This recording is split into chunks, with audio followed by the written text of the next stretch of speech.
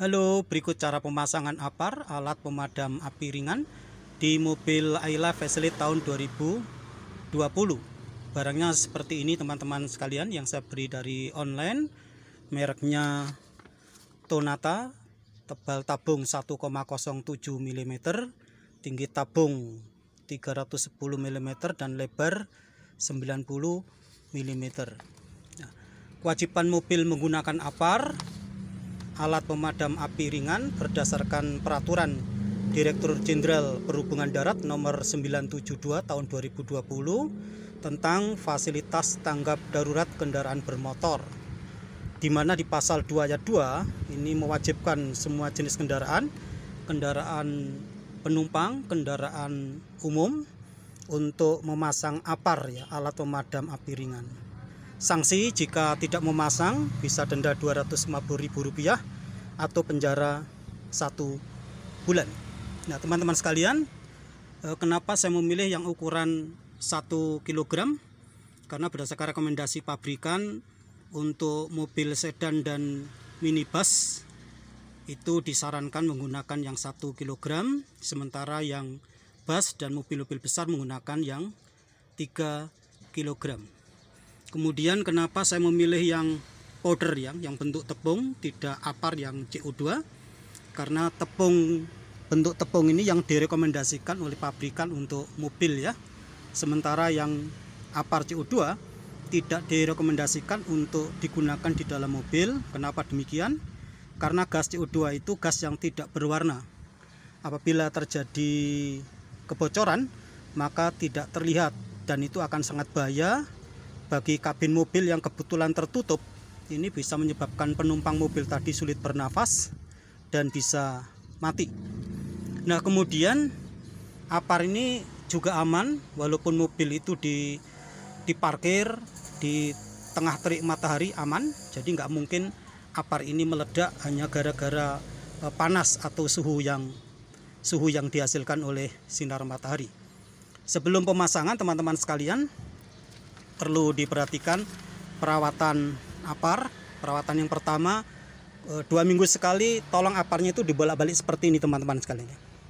Jadi bolak-balik seperti ini, sambil membolak-balik, sambil didengarkan ada gerakan powdernya tidak. Kalau masih ada gerakan powder, berarti APARnya kondisi baik. Yang kedua, harus dipastikan tanda penunjuk ini, ya, penunjuk isi APAR ini dalam menunjuk di daerah yang biru, ya. Daerah yang biru yang artinya powdernya masih cukup, APARnya masih berfungsi dengan baik. Yang ketiga, harus dijamin pengikat ini, ya. Pengikat ini harus dijamin jangan dilepas kecuali ada kejadian kebakaran. Jangan dilepas, ya. Jangan dilepas. Ini untuk menjamin tidak digunakan APAR secara tidak sengaja.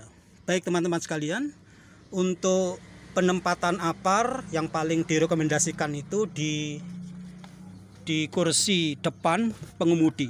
Jadi di sini, teman-teman sekalian, ya. Direkomendasikan di sini. Ini yang paling direkomendasikan. Kenapa demikian?